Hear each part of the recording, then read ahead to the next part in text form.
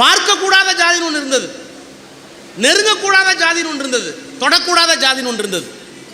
இந்த மூன்றும் இந்த சமூகத்தில் இருந்ததை வெள்ளைக்காரன் வகைப்படுத்தினான். அப்படி போட்ட அட்டவணைக்கு பேர் தான் ஷெட்யூல்டு காஸ்ட்.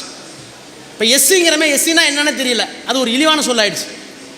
ஷெட்யூல்டு காஸ்ட் என்றால் அட்டவணைப்படுத்தப்பட்ட சாதி, இந்தந்த சாதியெல்லாம் தீண்டாமையை அனுபவித்துக் கொண்டிருக்கிறது என்று வெள்ளைக்காரனால் உருவாக்கப்பட்ட அந்த பட்டியல் இருக்கிறது. அந்த பட்டியல் சாதிக்கு இடஒதுக்கீட்டை அம்பேத்கர் 1946 கொடுத்துட்டார். ஆனால் என்ன எழுதினார் சட்டத்தில்? என் கண்ணுக்கு முன்னால் தாழ்த்தப்பட்ட மக்கள் யார் என்று தெரிகிறது, நான் இடஒதுக்கீடு வாங்கிவிட்டேன். ஆனால் தாழ்த்தப்பட்ட மக்களுக்கு இணையாக அவர்கள் வேண்டுமானால் சொல்லிக் கொள்ளலாம், நான் அவனை விட பெரியவன், நான் தேவர், கல்லர், நாடார், செட்டியார், முதலியார் என்று சொல்லிக் கொள்ளலாம். ஆனால் அவர்களும் தாழ்த்தப்பட்ட மக்களைப் போலவே கல்வி அறிவில்லாதவர்களாக, தாழ்த்தப்பட்ட மக்களைப் போலவே விளிம்பு நிலை மக்களாக, தாழ்த்தப்பட்ட மக்களாகவே விவசாய கூலிகளாக, கொஞ்சம் வேண்டுமானால் 10 ஏக்கர் 20 ஏக்கர், ஆனால் அவர்கள் கல்வியும் உத்தியோகத்திலும் இடமில்லை. எனவே அவர்களுக்கும் சோசியலி எஜுகேஷனலி பேக்வேர்ட் இடஒதுக்கீடு தர வேண்டும் என்று சட்டத்தில், அரசியல் சட்டத்தில் எழுதி அதற்கு ஒரு பிற்படுத்தப்பட்ட ஒரு ஆணையத்தை அமைக்க வேண்டும் என்று எழுதியவர் அம்பேத்கர். எழுதியது மட்டுமல்ல, 2 ஆண்டுகளுக்கு பிறகு நேருவிடம் சண்டை. என்ன சண்டை?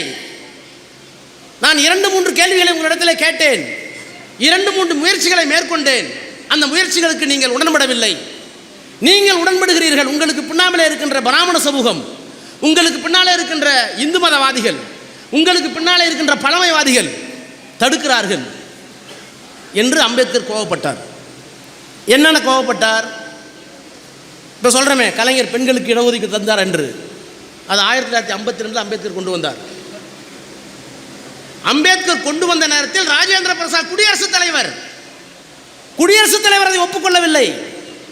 நேருவை தவிர அமைச்சர்கள் இருக்கிற எந்த உயர்ந்த ஜாதிக்காரர்களும் ஒப்புக்கொள்ளவில்லை.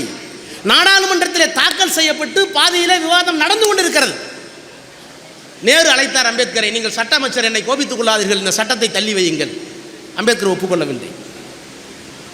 இன்னொன்றை கேட்டார், சரி பெண்களை விட்டு விடுங்கள், தாழ்த்தப்பட்ட மக்களைப் போலவே மிகவும் பிற்படுத்தப்பட்ட மக்கள், அது நாடாராக இருக்கட்டும், செட்டியாராக இருக்கட்டும், கல்லராக இருக்கட்டும், வன்னியராக இருக்கட்டும், கவுண்டராக இருக்கட்டும், எந்த ஜாதியாக இருந்தாலும் அவர்களும் கல்வியில் பின்தங்கி இருக்கிறார்கள், உத்தியோகத்தில் இடமில்லை, நாகரிகத்தில் இடமில்லை, அவர்களுக்கு இடஒதுக்கீடு கேட்டு நான் பிற்படுத்தப்பட்ட ஒரு ஆணையம் அமைப்பதற்கு சட்டத்தில் இடம் கொடுத்திருக்கிறேனே, அந்த ஆணையத்தை ஏன் அமைக்கவில்லை?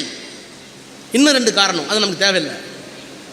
இந்த 2-3 காரணங்களுக்காக நேருவிடம் சொல்லிவிட்டு அமைச்சர் பதவியை தூக்கி எறிந்துவிட்டு வெளியே வந்தார். வெளியே வந்தபோது நிருபர்கள் கேட்டார்கள், நீங்களே சட்ட அமைச்சர், ஏன் அவசரப்பட்டு வெளியே வருகிறீர்கள் என்று. இல்லை, என்னுடைய எதிர்ப்பை நான் காட்டியாக வேண்டும்.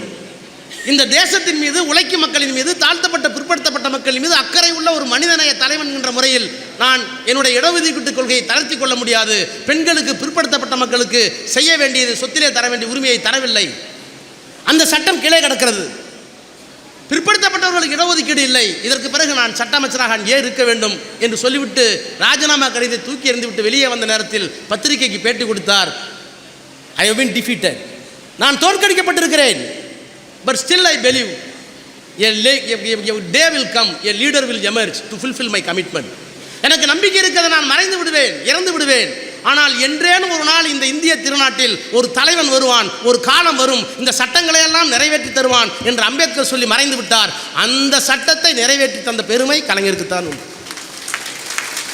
இதை நான் சொல்லுவதற்கு காரணம், எது சமூக நீதி என்றால், ஒரு தத்துவத்தில் சமூக நீதி என்று எடுத்துக்கொண்டால் அந்த சமூக நீதியை அமல்படுத்துகிற போது, அது நிறைவேற்றுகின்ற போது ஒரு பெரிய சமூகம், பழமையிலே ஆழ்ந்திருக்கிற சமூகம் ஒப்புக்கொள்ளாமல் போகலாம். பெண்களுக்கு சொத்திலே சம உரிமை உண்டா என்று கேட்டால் சட்டமன்ற உறுப்பினர்களே ஓட்டு போட்டிருக்க மாட்டார்கள்.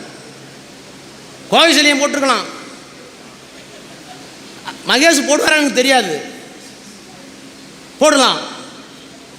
நீங்கள் போட்டுருவீங்களா? பரவாயில்ல, ஏன்னா வந்துருச்சுன்னு சொல்கிறாங்களா.